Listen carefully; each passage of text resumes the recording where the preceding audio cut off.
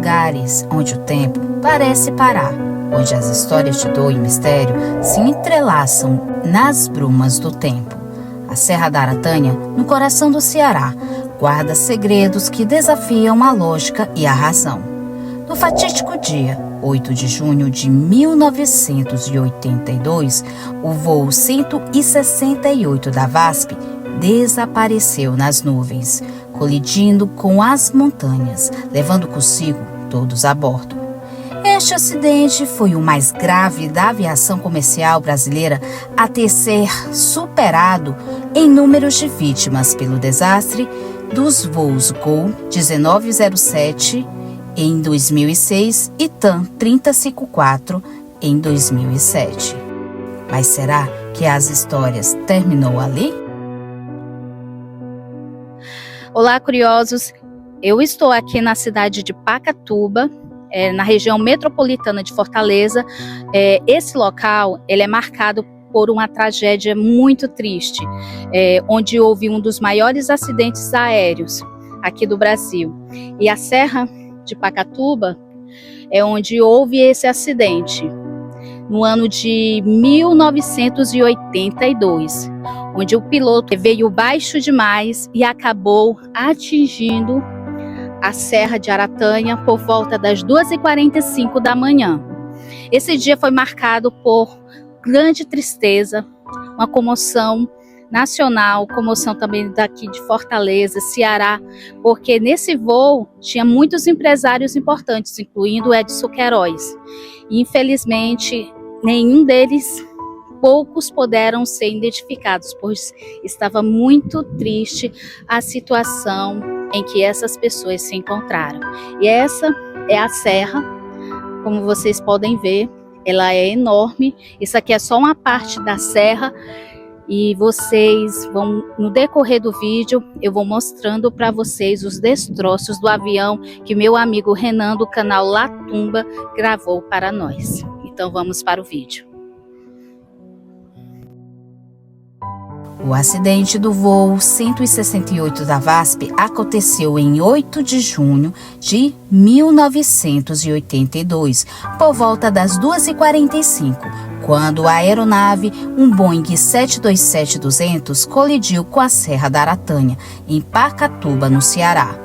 A aeronave estava no comando de Fernando Antônio Vieira de Paiva, 43 anos, natural de Caxambu, Minas Gerais. Ingressou na VASP em 1961 e acumulava mais de 15 mil horas de voo. O copiloto Carlos Roberto Duarte Barbosa, 28 anos, natural de Porto Alegre, Rio Grande do Sul, funcionário da VASP desde 1980, possuía mais de 5 mil horas de voo. A aeronave estava em aproximação para Fortaleza, vindo do aeroporto Congonhas de São Paulo, com escala no aeroporto Galeão, no Rio de Janeiro. As condições climáticas naquela noite estavam complicadas, com a neblina densa, o que dificultava a visibilidade para o piloto. Testemunhas que moram no local do acidente relatam um barulho altíssimo, seguido de um pequeno tremor, parecendo um terremoto. Após a colisão, a aeronave se despedaçou e todos os 137 ocupantes, sendo 128 passageiros e 9 tripulantes, perderam a vida no local. Logo depois, equipes de resgate começaram a ser acionadas, mas o acesso ao local do acidente era extremamente difícil, devido ao terreno montanhoso da Serra da Aratanha. A área era de difícil acesso e que fez com que as equipes de resgate demorassem muito mais do que o esperado. A dificuldade em acessar o local do acidente foi um grande obstáculo para os trabalhos de resgate. Foi necessário que as equipes usassem helicópteros para transportar os corpos, já que o local era bem inacessível por terra devido às montanhas e à vegetação densa. Os corpos ficaram espalhados por uma grande área, dificultando ainda muito mais o trabalho. Pequenos fragmentos humanos continuaram sendo achados nas semanas seguintes ao acidente, mas acabaram sendo enterrados no próprio local do desastre. Os moradores locais, em um ato de solidariedade, também ajudaram no que puderam. A comoção foi enorme, tanto entre os moradores de Fortaleza quanto nas cidades vizinhas, já que muitos conheciam as vítimas, entre elas empresários e pessoas influentes na região, como o empresário cearense Edson Queiroz, fundador do grupo Edson Queiroz, que inclui empresas como TV Verdes Mares, afiliada da Rede Globo no Ceará. Ele havia trocado sua passagem da Varig para uma da VASP, para chegar mais cedo em Fortaleza. Era visível o impacto da tragédia sobre todos, que se uniram para tentar ajudar no que fosse possível, apesar das dificuldades. O processo de identificação dos corpos foi longo e complicado, já que muitos estavam gravemente mutilados. A identificação foi feita com a ajuda de documentos e outros meios, mas o estado dos corpos tornou o trabalho demorado e quase desumano. Além disso, o clima de tristeza tomou conta da cidade e do país, com diversos tributos à memória das vítimas. A tragédia também chamou a atenção da mídia nacional e internacional, que acompanharam de perto o trabalho dos peritos e equipes de resgate. A repercussão foi grande e muitos jornais e noticiários cobriram o acidente durante semanas. Até hoje, o acidente é lembrado como uma das maiores tragédias da aviação brasileira. Após o trágico acidente do voo 168 da VASP, dada a gravidade das condições, não foi possível identificar a maioria dos passageiros e tripulantes de forma individual.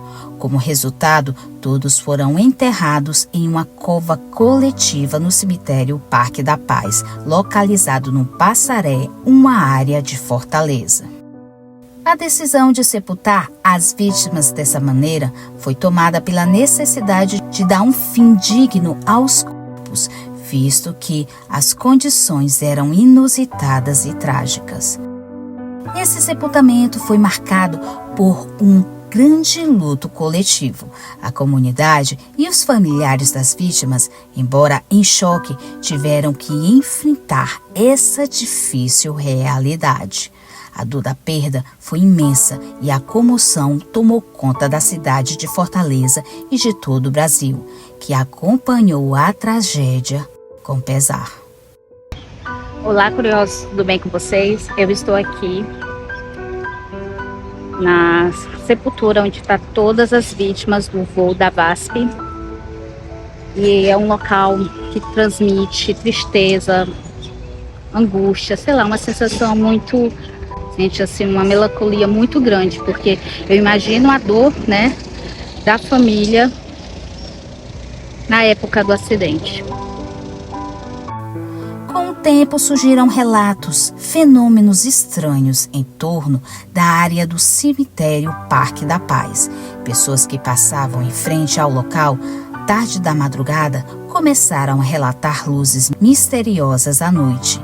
E alguns diziam sentir uma presença inquietante quando passava nas proximidades da cova coletiva, principalmente pessoas mais sensíveis. Era como se as almas das vítimas estivessem presas ali, e muitos falam sobre uma sensação de tristeza e agonia que pairava sobre o local. Relatos sobrenaturais dos escritos.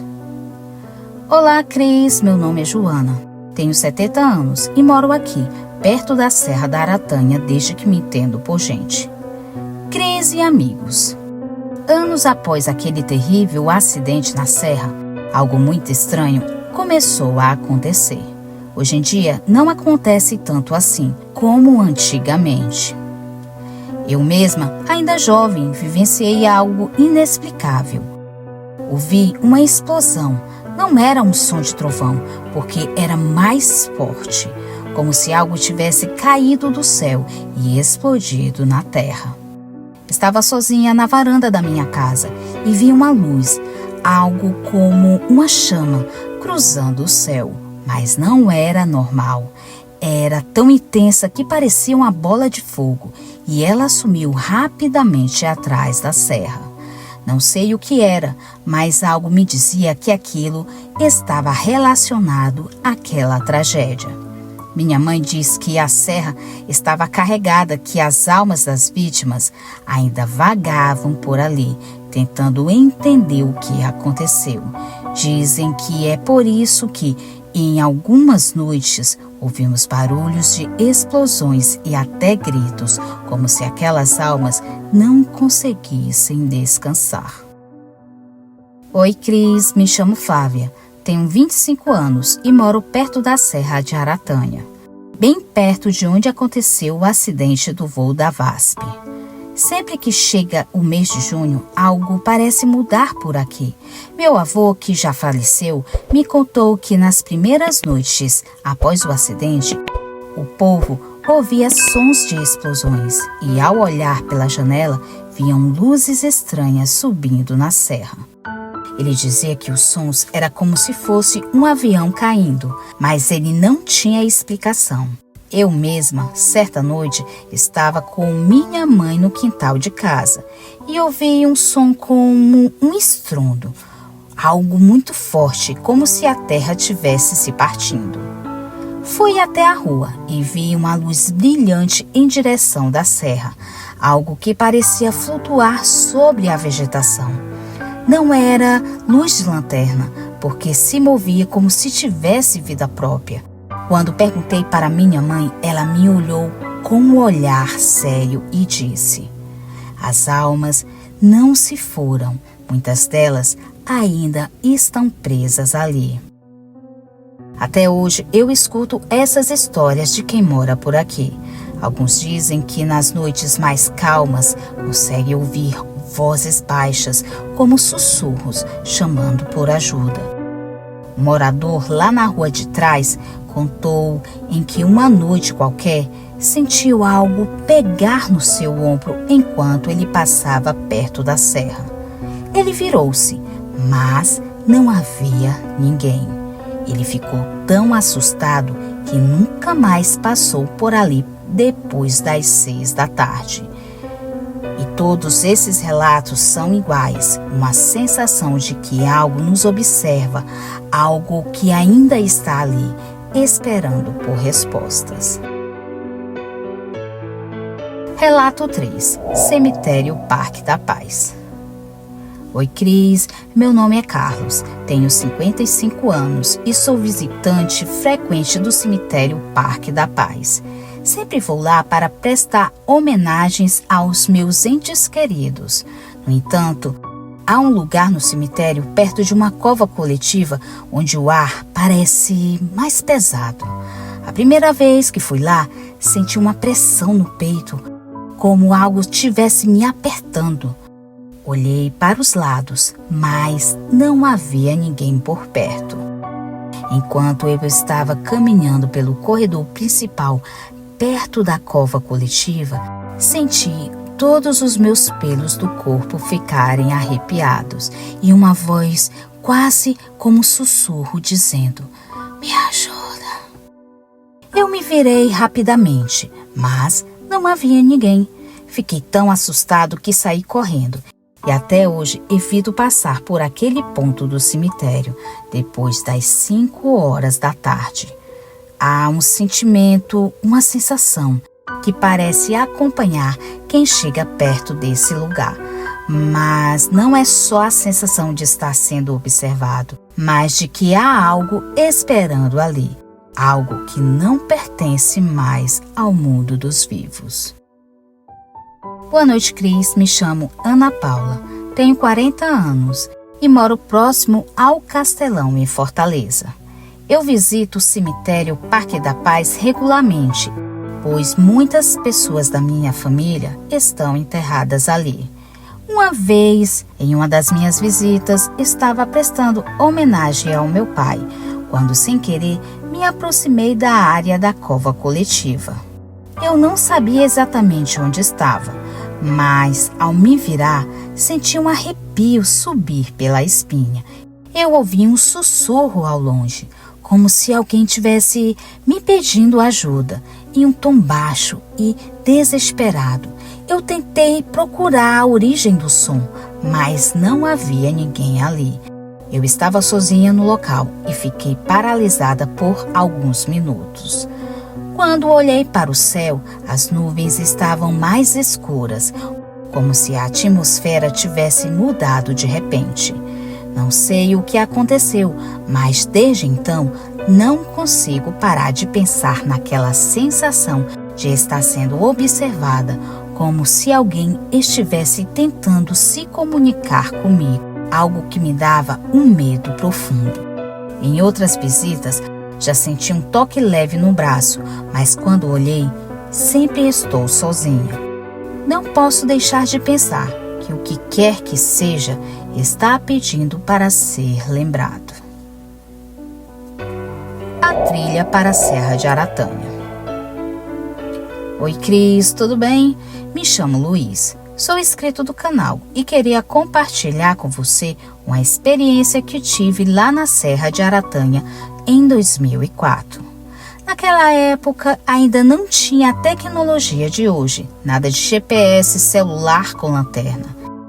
Em uma terça-feira decidi fazer uma trilha sozinho.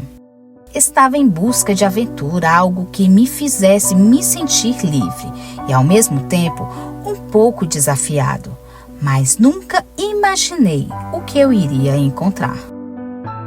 Eu tinha ouvido falar sobre a tragédia do voo da VASP, mas nunca dei atenção, até porque naquela época não havia tanto acessos a essas histórias como hoje. A serra parecia ser apenas mais uma trilha bonita para fazer e explorar. Foi quando tudo começou a dar errado.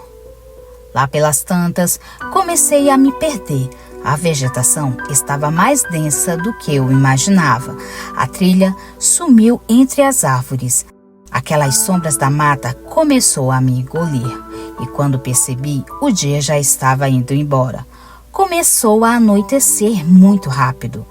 Eu tentei manter a calma, mas a sensação de estar perdido era avassaladora. O vento, que antes parecia fresco, agora estava mais gelado e o silêncio da serra começou a ficar pesado. Foi quando comecei a escutar os primeiros sussurros. Primeiro, achei que era o vento brincando entre as árvores, mas logo ficou claro. Eram vozes baixas, quase inaudíveis, mas suficientes para gelar minha espinha. Eu virava para todos os lados, tentando identificar de onde vinham, mas as árvores estavam tão fechadas que não dava para ver quase nada.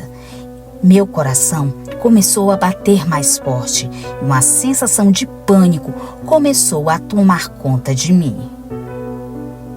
Eu peguei minha lanterninha, aquela de pilha que, por sorte, ainda estava funcionando. A luz da lanterna tremia enquanto eu caminhava entre os galhos e pedras, tentando entender o que estava acontecendo. Os sussurros aumentaram, parecia mais perto, como se alguém estivesse me seguindo, mas ninguém estava ali, só a escuridão e aqueles lamentos que pareciam sair de todas as direções.